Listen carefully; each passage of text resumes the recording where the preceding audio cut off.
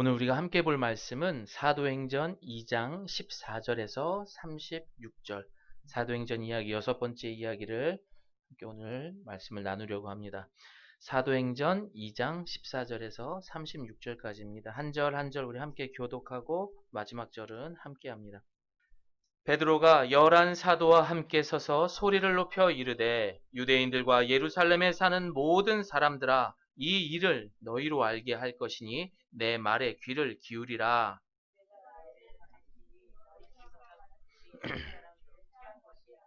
이는 곧 선지자 요엘을 통하여 말씀하신 것이니 일렀으되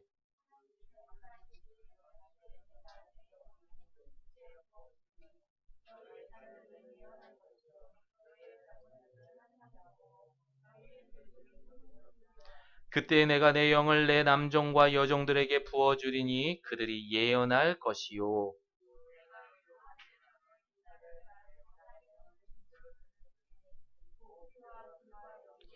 주의 크고 영화로운 날이 이르기 전에 해가 변하여 어두워지고 달이 변하여 피가 되리라. 이스라엘 사람들아 이 말을 들으라. 너희도 아는 바와 같이 하나님께서 나사렛 예수로 큰 권능과 기사와 표적을 너희 가운데서 베푸사 너희 앞에서 그를 증언하셨느니라.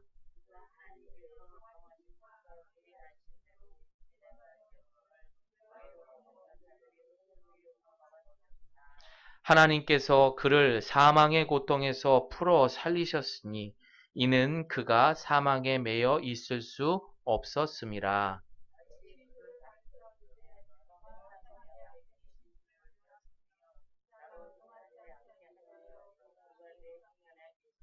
그러므로 내 마음이 기뻐하였고 내 혀도 즐거워하였으며 육체도 희망에 거하리니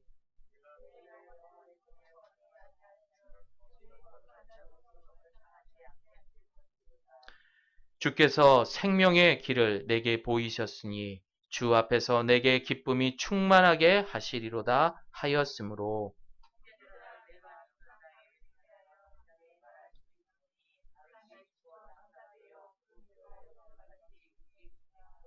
그는 선지자라 하나님이 이미 맹세하사 그 자손 중에서 한 사람을 그 위에 앉게 하리라 하심을 알고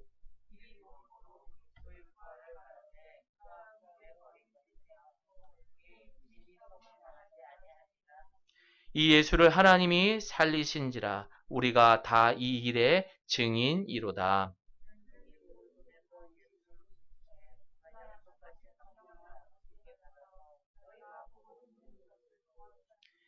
다윗은 하늘에 올라가지 못하였으나 친히 말하여 이르되 주께서 내 주에게 말씀하시기를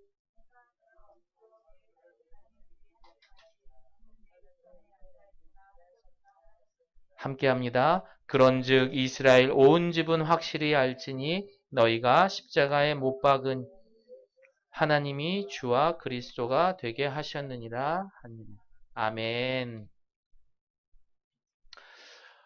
우리는 지난주 역사적으로나 그리고 성경적으로 또 지금 살아가고 있는 모든 성도들에게 가장 큰 사건이 되는 오순절 성령 강림에 대한 사건에 대해서 살펴보았습니다.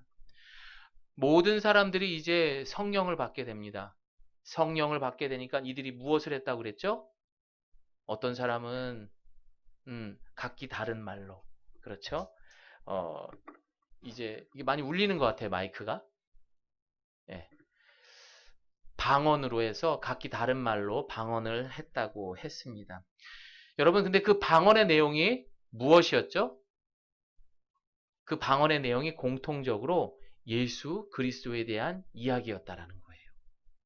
놀랍지 않습니까? 그래서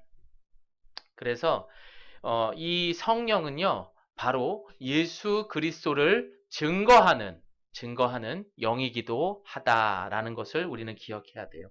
요한복음 15장 26절 우리 함께 읽어봅니다. 시작. 내가 시작.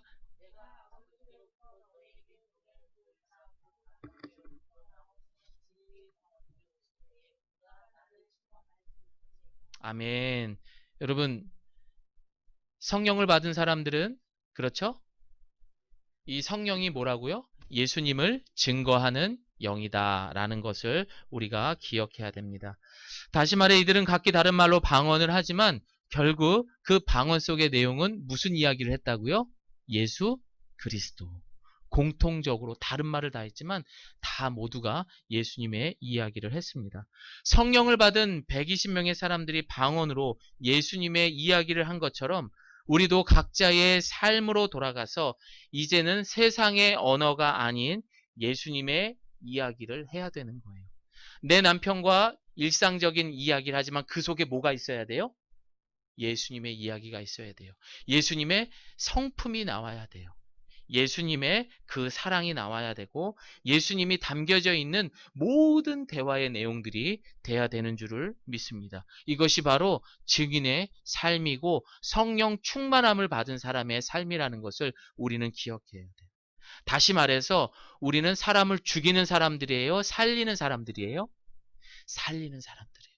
모든 사람을 만날 때마다 어린아이를 만날 때서부터 그리고 나이 많으신 분들을 만날 때마다 우리는 사람을 죽이는 그런 말을 하는 것이 아니라 그 사람이 다시금 살아날 수 있는 말들을 할 수 있는 것. 그것이 바로 성령 충만함을 받은 사람의 모습이라는 것을 기억해야 돼요. 여러분 지난 한 주 어떻게 사셨어요? 많이 살리셨습니까? 예, 다행이네요. 많이 살리셔야 돼요, 여러분. 그런 말들. 야, 나는 누구 집사님만 만나면은 그렇게 기분이 좋더라. 나는 누구만 만나면은 뭔가 위로가 되는 것 같아. 이런 이야기를 들을 수 있는 저와 여러분들이 되시기를 소망합니다. 그런데 여러분, 그때 당시에 많은 사람들이 이들이 이야기하고 있는 예수님에 대한 이야기를 들었을 때 반감을 가질 수밖에 없었어요. 왜 그렇습니까? 이 듣고 있었던 많은 곳곳에 몰려왔던 그 사람들은 대부분 유대인들이었어요. 그런데 그 유대인들은 율법을 엄청나게 지키는 사람이었어요. 그런데 그 율법이 신명기 21장 23절에 보면은 나무에 매달린 자는 어떤 사람들이다? 저주받은 사람이래요. 그런데 이들이 하나같이 예수 그리스도가 우리의 구주라고 방언을 통해서 이렇게 들리니까 이 사람들이 듣기에 거북해요? 거북하지 않아? 거북한 거예요. 뭐야? 나무에 매달려 죽은 사람이 뭐가 우리의 메시아라는 거야. 뭐가 우리의 주라는 거야. 그렇게 말할 수 있다라는 거예요.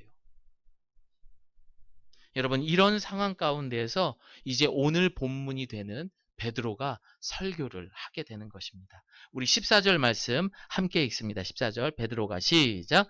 베드로가 열한 사도와 함께 서서 소리를 높여 이르되 유대인들과 예루살렘에 사는 모든 사람들아 이 일을 너희로 알게 할 것이니 내 말에 귀를 기울이라. 그리고 15절을 보면은 이래요. 이들이 성령 충만함을 받아서 막 방언을 했어요. 그러니까 지나간 사람들이 이들을 보고 뭐래요? 저것들 술 취했구만. 아침부터 왜 술 취했지? 그러자 베드로 사도는 오늘 본문에서 여러분 이 사람들은 이제 설교하면서 이야기를 하는 거예요. 이 사람들은 아침 지금 9시인데 설마 술을 먹고 취해 있겠습니까? 이것은 분명 요엘 선지자가 말했던 그 예언대로 이들이 하나님의 영을 받고선 각기 다른 말로 이제 방언을 하는 것이다. 그 성령 충만함에 대한 반응을 보인 것이다. 이렇게 이야기를 시작하면서 이제 베드로의 설교가 시작이 된 거예요. 그런데 오늘 베드로가 성령 충만함을 받고 첫 번째로 하는 이 설교의 특징이 있다는 거예요. 이것을 좀 어려운 말로 캐리그마적인 설교를 한다라고 말할 수 있어요. 이 캐리그마라는 설교는요, 근본적으로 설득이나 호소가 들어가는 것이 아니라 이건 어떤 설교예요? 요즘 말로 하면 상남자 설교인 거예요. 그냥 핵심이 뭐냐? 이들은요, 그냥 선포예요. 들이붓는 거예요. 이 베드로의 설교는 처음부터 끝까지 예수 그리스도 이 이야기만 하는 거예요. 뭐 예화를 통해서 재미있고 그리고 또 적용 같은 걸 통해서 우리가 어떻게 살아가고 뭐 이런 요즘에 우리가 듣는 이런 설교가 아니라는 거예요. 처음부터까지 들었을 때 딱딱할 수밖에 없고 정말 재미없는 온전한 예수 그리스도에 대한 모든 얘기. 그가 죽으시고 살아나셨습니다. 우리를 구원하셨. 이런 내용밖에 없는 거예요. 여러분, 그런데 그런 캐리그마적 설교가 3,000명을 뒤집어 엎어버린 거예요. 그 자리에서 그 설교를 들었던 사람들이 완벽하게 변했던 그런 놀라운 설교를 이 베드로가 오늘 하게 되는 겁니다. 소름 돋지 않습니까? 야, 예수님을 3번이나 부인했었고 갈릴리 호수의 어부였던 그가 그 많은 사람들에는 누가 있을까요? 공부를 많이 한 사람들도 있을 테고, 분명 그곳에는 제사장도 있었을 테고, 그곳에는 뭐 병을 고치는 의사도 정말 많은 사람들이 있었을 거예요. 랍비, 뭐 선생들도 있었을 거예요. 근데 그 사람들을 완벽하게 제압했던 거예요. 하나님의 말씀. 여러분, 저도 그런 사람이 될 수 있게 기도 좀 부탁드릴게요. 먼저 그래서 우리는요, 이 베드로의 설교에 무슨 내용들이 있는지 잠깐 본문의 내용들을 제가 요약해서 좀 말씀을 드리도록 하겠습니다. 베드로의 설교를 보면은 먼저 요엘, 구약에 나오는 요엘 선지자에 대한 이야기, 즉 예언의 성취에 대해서 말하고 있습니다. 과거 구약에서는요, 하나님의 영을 받는 사람들은 누가 받아요? 아무나 받을 수 있나요? 아니에요. 왕이라든지 아니면 예언자, 제사장, 사사와 같은 특별한 사람만이 그 하나님의 영이 임한다라고 성경은 말하고 있습니다. 그런데 그 선지자의 이야기를 들어보게 되면은 어때요? 모든 사람들, 그 각 사람의 육체에 그 영이 부어진다라고 말하고 있습니다. 그리고 누구든지 주의 이름을 부르게 되면 어떻게 된다? 구원을 받는다. 라고 이야기를 하고 있습니다. 그리고 22절에서 31절까지 보면 베드로는 예수님께서 3년의 공생의 기간 동안에 권능과 기사와 표적을 통해 이 예언이 이루어졌음을 증명해 주셨다라는 것을, 그리고 그에 대한 근거로 시편 16편과 그리고 110편을 들어서 이야기를 해주고 있는 거예요. 이 두 편의 시, 이 두 가지의 시는요, 누가 쓴 거죠? 다윗이 쓴 거예요. 다윗이. 이 다윗은 왕이었지만 하나님의 기름 부은 자로서 오늘 이야기하는 그 베드로의 설교에 대해서 이제 어떻게 되는 거죠? 예언했던 것들이 나오게 되는 거예요. 자신의 자손 중에 메시아가 올 것을 알려주시고 장차 그가 죽으시고 부활하시고 그 통치권을 가져서 다시 이 땅에 오시게 될 거다. 다윗은 이것으로 지은 시를 오늘 이 베드로가 설교를 하는 거예요. 대단하지 않습니까, 여러분? 그런데 그런 일들이요, 이 성령을 받은 그 육체에 부은 사람들이 이렇게 똑같이 예언하게 될 거라, 이런 말을 하고 있는 것입니다. 여러분, 정말로 겸손하게 하나님 앞에 묵묵히 골방에서 기도하시는 분들은 정말 예언하시더라고요.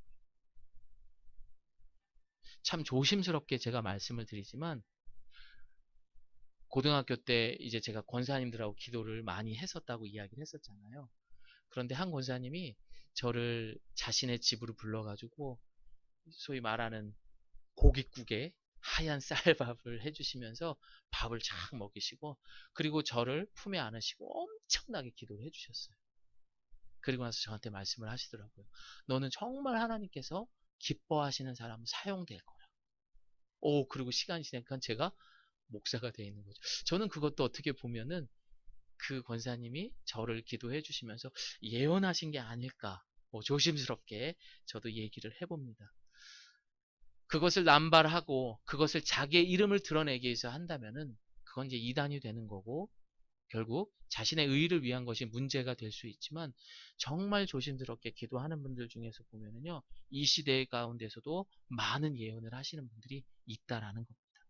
그런 예언들이요, 이 선지자들의 시와 그리고 그들의 예언을 통해서 이루어진다라는 것을 오늘 베드로의 설교를 통해서 이야기하고 있는 것입니다. 결국 베드로의 오늘 이 선포적인 캐리그마, 이 설교의 핵심은 무엇입니까? 사도행전 2장 24절 함께 읽어봅니다. 시작. 하나님께서 그를 사망의 고통에서 풀어 살리셨으니 이는 그가 사망에 매여 있을 수 없었습니다. 결국 어떻게 돼요? 예수 그리스도가 죽으셨으나 다시 어떻게 됐다? 부활하신다라는 거예요. 우리 예수님 부활하셨습니다. 사셨습니다, 여러분. 죽음으로 끝난 그런 승부가 아니라는 거예요. 영원한 승리를 부활로 우리에게 보여주시고 증명하셨다는 것. 이것을 믿으시기를 바랍니다. 또한 우리 성도들은 십자가에 죽은 예수님을 믿는 사람이 아니에요. 지난번에도 얘기했지만 그렇게 될 경우에는 우리는 영원히 십자가에 매달려 있는 삶을 사는 거예요. 하지만 우리는 어떻게 됐다? 부활한 그 예수님을 믿는 그런 성도의 삶이라는 것, 그것을 꼭 기억하셔야 돼요. 요엘 선지자의 예언대로 각 사람에게 하나님의 영이 이제 임하게 됩니다. 그러나 우리는 그를 못 받고 우리가 죽게 합니다. 그는 하나님께서 다시 살리셔서 부활하신 예수님에게 그 예언이 실현될 것입니다. 우리 모두는 부활하신 예수님의 증인이 된다는 것 또한 오늘 그 베드로의 설교에서 볼 수가 있습니다. 여러분, 이 베드로의 설교는요, 마치 뚝배기 같은 그런 선포였습니다. 하나의 흔들림도 없는, 너무너무 논리적이었고 너무너무 견고했고 그리고 너무너무나 확실했던 그런 사실적인 이야기만 했던 것이에요. 여러분, 이 설교를 통해서 우리가 알 수 있는 건 뭡니까? 우리 기독교가 어떤 거죠?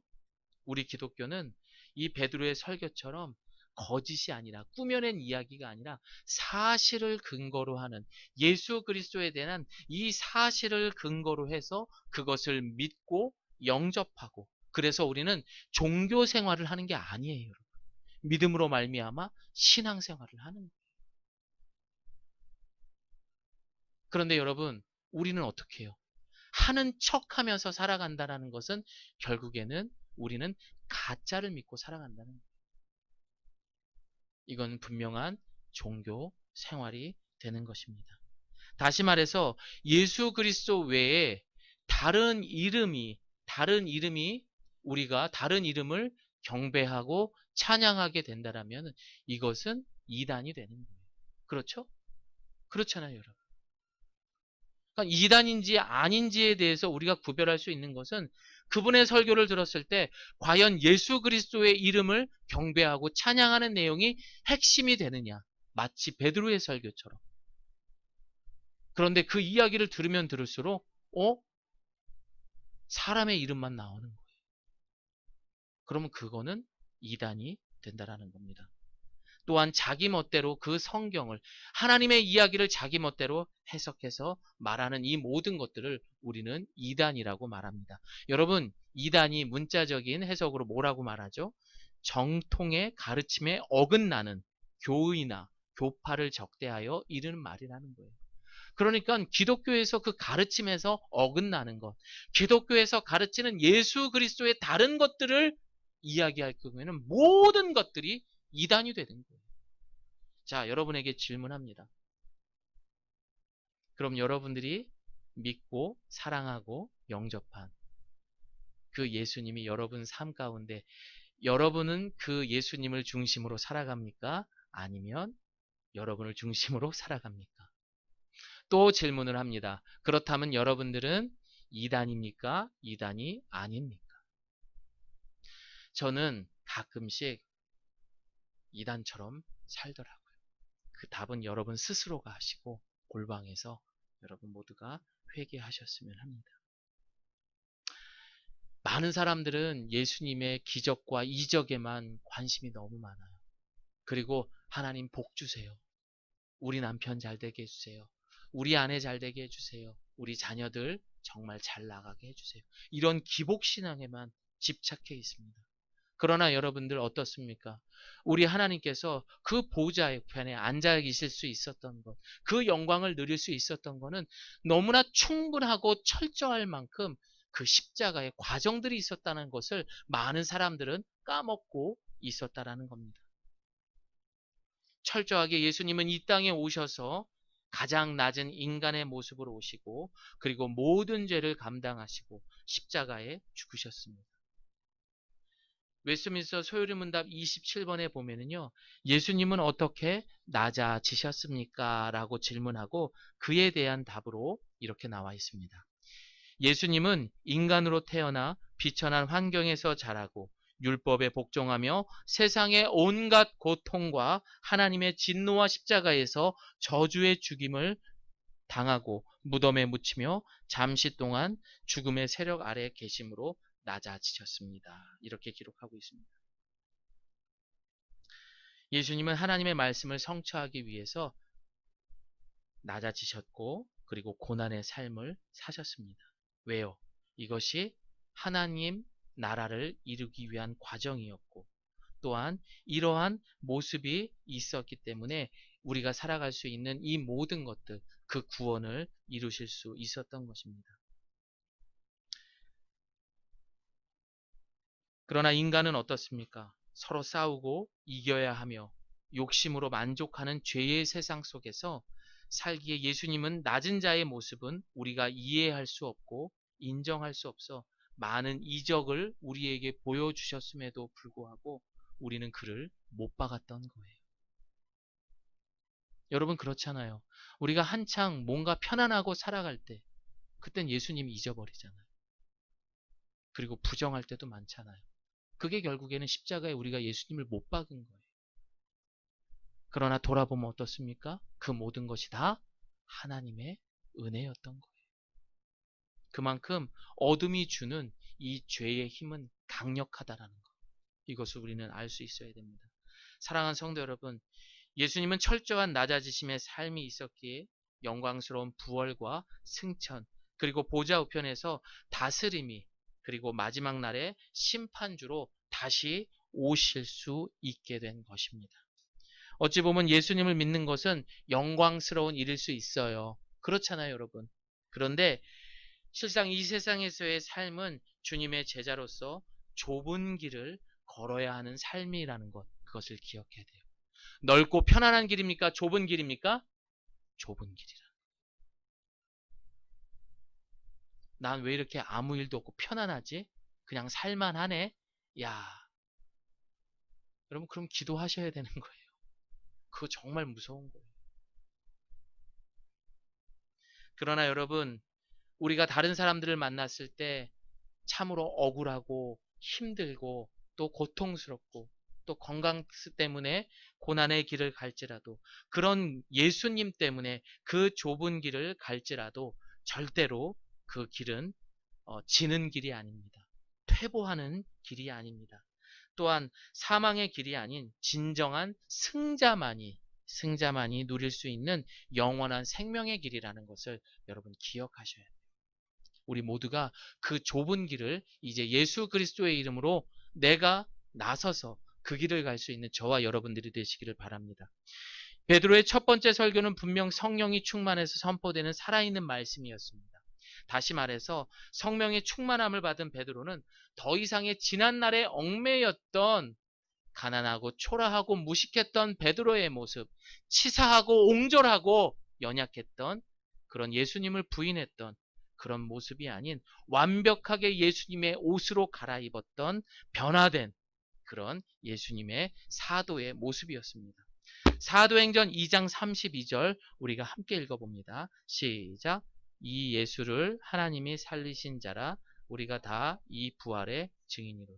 그는 당당한 증인의 삶으로 그 자리에 서 있었던 것입니다. 저를 따라합니다. 우리는 성령을 통해 예수님의 증인이 됩니다. 여러분의 삶의 모습을 통해서 세상 사람들은 진짜 예수님이 살아계시다 아니면 없다라는 것을 여러분의 모습을 통해서 결정해 나는 거예요. 내가 나가는 직장을 통해서 저 사람을 보니까 진짜 예수가 있는 것 같아. 야, 정말 교회는 뭔가 있는 것 같아. 뭔가 교회 다니는 사람들은 다름이 있는 것 같아. 그게 바로 증인의 삶이라는 거예요. 증인의 삶이라는 것은 나의 이전의 삶에서 완전히 변화돼서 새 출발을 의미하는 거예요. 저를 따라합니다. 변화되는 것을 말합니다. 이번 주에 아내랑 같이 이제 뉴스를 보는데 요즘 계속해서 미국에 어떤 일이 벌어졌죠? 이 흑인이 이제 경찰의 그런 제압 통해서 사망하게 되면서 그 시위가 계속해서 지금 퍼져가고 있습니다.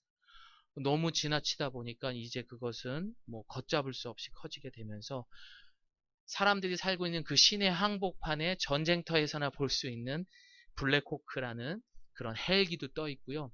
장갑차와 무장을 한 그 군인들이 이제 그 시내 한가운데 막 있는 거예요. 결국 이들이 바꾸려고 했던 이런 시위나 또 이것을 막으려고 하는 그런 정부의 지침이나 모두가 뭐죠? 변화라는 거예요. 또한 그 변화를 위해서 전 세계 곳곳에서 또 전쟁이 일어나기도 합니다. 그때 제 아내가 이런 말을 하더라고요. 그래도 우리나라는 대단한 것 같다고. 뭐가 대단한데 촛불 하나로 잘 살아보겠다고 대통령 탄핵도 하지 않았다. 여러분 우리나라가 그래도 괜찮은 나라예요. 총칼을 들지 않고요. 촛불로도 그 변화를 할 수 있었다라는 거. 그러니까 여러분 대한민국에 대해서 자부심을 갖고 우리나라를 위해서 더 많이 기도하셨으면 좋겠어요. 여러분 세상 사람들은요. 어쨌든 간에 어쨌든 그 변화를 위해서 다양한 것들을 시도를 합니다. 그렇다면 하나님은 무엇으로 이런 베드로를 변화시켰고 이 세상을 변화시키려고 하셨을까요? 그것은 바로 베드로의 설교에 있었던 것처럼 예수 그리스도입니다. 아멘입니까? 철저한 자기죄에 대한 고백 그리고 거듭남이 지금의 담대한 초대교회의 리더였던 베드로를 만들게 된 것입니다. 우리가 살면서 사람은 변화되지 않는다라는 이야기 해요, 안 해요? 하잖아요. 남편과 아내와 다툼이 있고 나면 집에 혼자 방에 가서 그래요. 그렇지. 변하긴 뭘 변해. 좀 잘하는 것 같더니 결국 사람은 안 변해. 라는 말 해요, 안 해요? 해요. 여러분, 저도 그런 말을 누구보다도 믿었던 사람입니다. 그런데 그 말을 할 수밖에 없는 것들을 한번 찾아봤더니요. 우리나라에서는 그 사람이 갖고 있는 고유한 특성, 또 기질적인 특성, 또 혈액형 있잖아요. 네가 그러니까 B형이지. 그러니까 네가 A형이야지. 그러니까 네가 AB형이지. 뭐 이런 이야기 하잖아요. 그리고 성향적인 특성.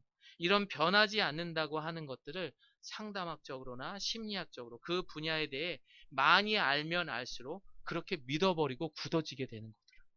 그래서 사람은 변하지 않는다라고 이야기를 하는 거예요. 그런데 여러분 그렇습니까? 여러분 절대 예수 그리스도 이름 앞에 변하지 않는 것은 없는 줄을 믿습니다. 예수 그리스도를 영접하고 그것을 믿는다면요 분명 사람은 변화될 수밖에 없어요. 3천 명 앞에서 지금 설교하고 있는 특별한 공부를 하지 않았던 그리고 그가 뭔가 뭐 대단한 일을 하지 않았던 그 베드로가 그 앞에 서 있는 그 증거만으로도 분명 예수 그리스도 그 이름만으로도 사람은 분명 변화됩니다. 아니 여러분 뒤집어집니다. 내가 아직까지 그것을 경험하지 못했다면은 내 마음판에 내 삶의 중심이 아직 그 머릿돌이 예수 그리스도가 아닌 거예요. 분명 성경은 우리에게 그 예수 그리스도의 선포가 있었어요. 떠나라, 나오라, 버리라, 일어나라, 나를 따르라. 이런 모든 명령어들은 여러분 수동태입니까? 수동적으로 움직이는 거예요? 아니라는 거예요. 그 예수 그리스도의 이름으로 말미암아 어떻게 된 거죠? 능동적. 자신이 나도 모르게 내 의지가 아닌 철저한 하나님의 권능이 임해서 이루어지는 일들이었다는 거예요. 그러다 보니까 어떻게 돼요? 내가 끊을 수 없었던 것들을 끊게 되는 거예요. 내가 그동안 할 수 없었던 그 습관들이 바뀌어서 야, 닭살도다. 말 좀, 뭐 그렇게 이렇게 부드럽게 이야기를 해. 제 친구 중에 하도 연락이 안 되고 근데 어쨌든 정기적으로 저는 문자를 하고 전화 연락을 통해서 꼭 합니다. 하나님께서 기도하라고 마음을 주셔가지고 그렇게 하는데 사랑한다. 사실 그렇잖아요. 40대 이제 중반이 된 남자들 같은 동성끼리 사랑한다. 축복한다. 너를 위해 기도하. 그러니까 이 세상 속에 사는 사람들 그 이야기를 들었을 때 좀 약간 닭살스러워. 자기는 아직 그런 말들이 적응이 너무 안 된다라고 저한테 그런 이야기를 하는 것을 들었었어요. 여러분 바뀌더라고요. 어느 날부턴가 여러분이 바라보는 그 관점들이 바뀌게 되더라고요. 그렇게 밉던 내 남편과 아내들이 사랑스럽게 바뀌더라고요. 무엇 때문에? 예수 그리스도. 그 이름 때문에 뒤집어지게 됩니다. 여러분 이번 한 주간 한번 목표를 한번 세워보세요. 그 이름을 계속 한번 불러보세요. 진짜 바뀌게 되더라고요.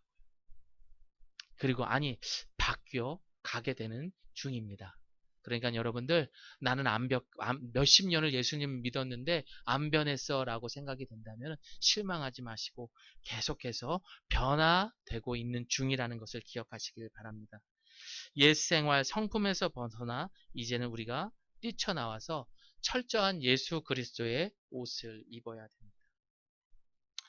그래서 여러분들이 우리 가족들과 그리고 우리 이웃들에게 보여주셔야 돼요. 왜요? 우리가 그 증인이고 우리를 통해서 예수님이 있다 없다, 교회가 이런 곳이다 아니다 라는 것이 보여지기 때문이에요. 그래서 로마서 12장 2절은 우리에게 말합니다. 우리 함께 읽습니다. 시작. 너희는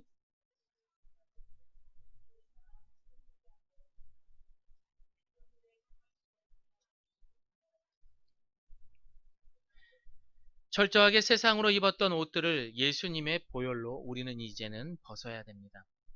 여러분 베드로는 평생 동안 고기를 잡았던 최소한의 어부로서는 전문가예요. 공부를 많이 한 사람들도 그 앞에 가서 고기 잡는 방법에 대해서 말하면 안 될 정도로 전문가입니다. 밤새도록 그물을 내렸지만 한 마리도 잡지를 못했어요. 하지만 예수님은 하시더라고요. 어떻게요? 그물이 찢어질 정도로 고기를 잡게 하시더라고요. 여러분들이 살아가면서 안 된다, 안 된다. 왜 이렇게 나는 꼬여 있어? 이 답이 뭐야? 라고 하시지만 예수의 이름으로 되더라고요. 여러분 그 예수 그리스도의 이름을 믿고 의지하고 그리고 우리가 지금 읽었던 로마서의 말씀처럼 세상을 본받지 말고 하나님의 선하시고 기뻐하시고 온전한 뜻이 무엇인지 분별할 수 있는 것.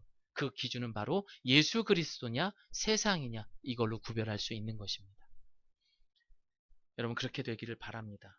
철저하게 세상을 입었던 옷들을 우리는 이제는 다 벗어버려야 됩니다. 그리고 이 빡빡하고 숨쉬기 힘든 세상 속에 유일한 숨이 될 수 있고 쉼이 될 수 있는 그 부활하신 예수님, 그 예수님 뿐이라는 것을 기억하셔야 돼요.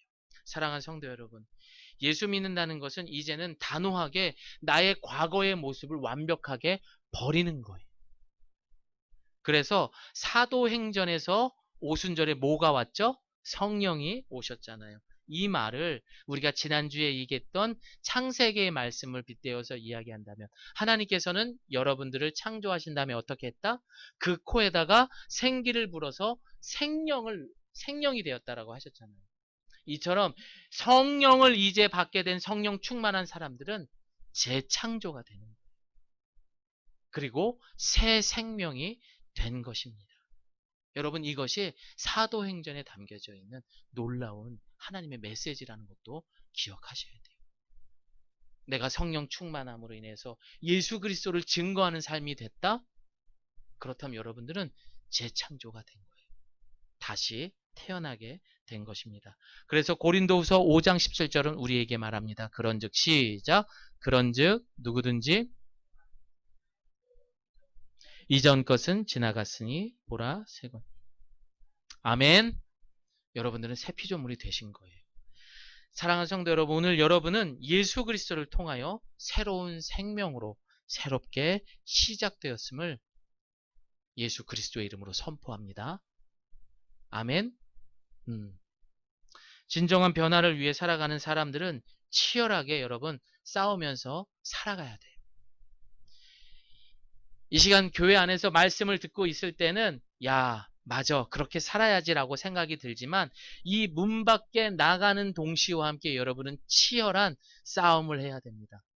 스포츠에서 경기를 하듯이 경쟁하듯이 여러분들은 영적 전쟁을 치루어야 하는 것입니다. 그런데 오늘날 많은 성도들은 어떻습니까? 이런 영적 싸움들을 직접 경험하는 것보다 뭔가 떨어져서 스포츠 경기를 관람하듯이 이것을 관중석에 앉아서 지켜보고 있으면서 신앙생활하는 사람들이 너무 많더라고요. 핸드폰을 꺼내서 넘기면서 감동적이고 재미있는 설교를 찾아서 대리로 은혜를 받는 사람들도 있고요. 또한 간증 한 편 들으면서 위로를 받으면서 그렇게 내 자신의 이 목마름과 갈증을 다른 사람의 것을 통하여서 채워가는 사람들이 있다라는 거예요. 여러분, 결국에는 그 사람 마치 사람이 영양실조에 걸려서 결국에 사망에 이르는 것처럼 그렇게 영적인 영양실조에 이르게 되는 거예요. 요즘에 개척교회가 또 이 코로나 때문에 신문 보도에 난리가 났어요. 저 만나는 사람마다 그러더라고요. 니네도 개척교회 아니냐? 네, 개척교회입니다. 아, 뭐 처음에는 변명도 하고 싶고 그랬는데 이제는 뭐 하고 싶지도 않습니다. 그러니까 여러분들 나가셔서요. 정말 내가 교회 다니는 사람들 구별되는 모습으로 살았으면 합니다. 저도 노력하겠습니다. 그리고 정말 예수님이 살아계시다라는 것을 여러분을 통해서 정말 보여주셨으면 좋겠어요. 이 공통점이 뭐예요? 성령을 받은 사람만이 가득한 거예요. 우리가 아까 요한복음에 읽었던 말씀처럼 이 하나님의 영은 예수님을 증거하기도 한다라고 우리 말씀을 통해서 알았잖아요. 이 악플들을 보면 대단합니다. 이제 뭐라고 말하는 줄 아세요? 교회는 이 사회의 악이래요. 야, 그럼 우리는 뭐예요? 범죄자보다 더 못한 그런 삶을 살고 있는 거예요. 지금 그 사람들은 그런 취급을 받고 있는 거예요. 자존심 상하지 않습니까, 여러분?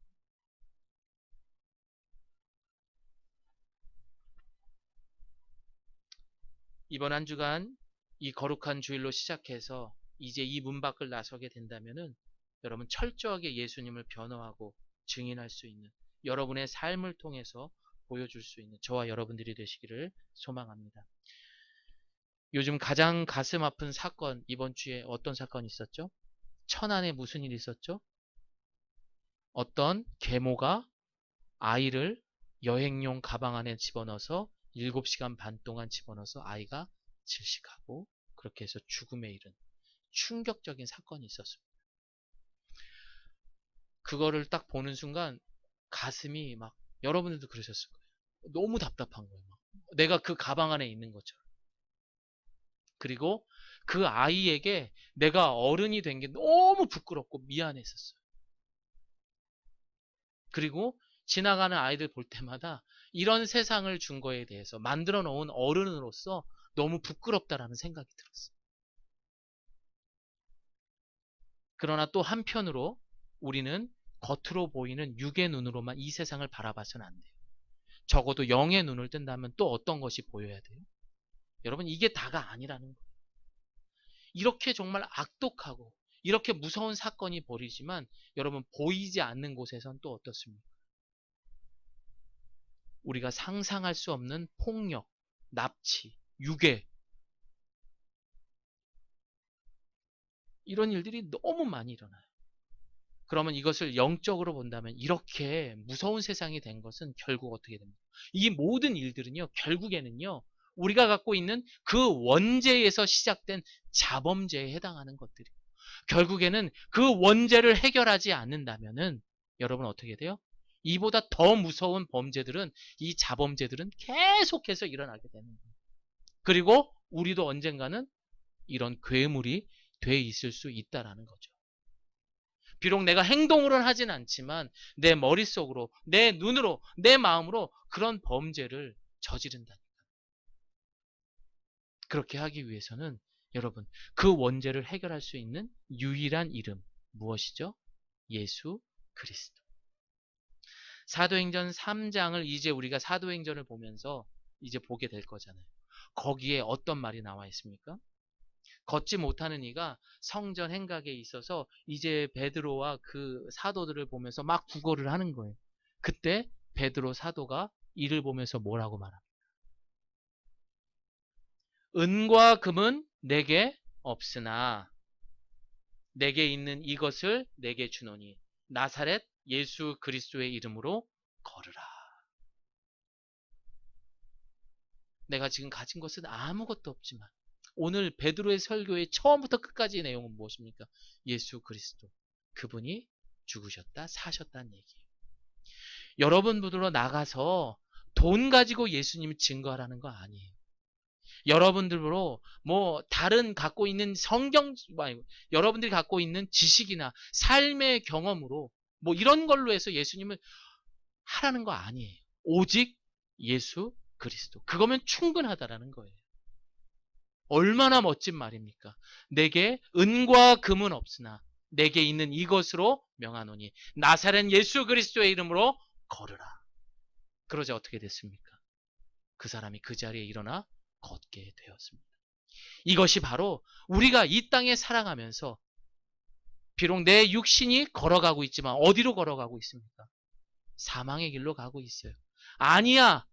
그쪽으로 가면 안 돼. 나를 봐봐. 나를 봐봐. 내 모습에 예수님의 모습이 보이지 않니? 성령을 받은 나의 모습을 보고 우리 함께 생명의 길로 가자. 예수의 길로 가자. 그런 증인의 삶을 살 수 있는 그런 저와 여러분들이 되시기를 바랍니다. 이제 오늘 또 시작이 됩니다, 여러분. 지난 한 주간 여러분의 삶, 저는 모릅니다. 또한 여러분의 사람들의 눈은 속일 수 있습니다. 그러나 하나님의 눈은 속일 수 없어요.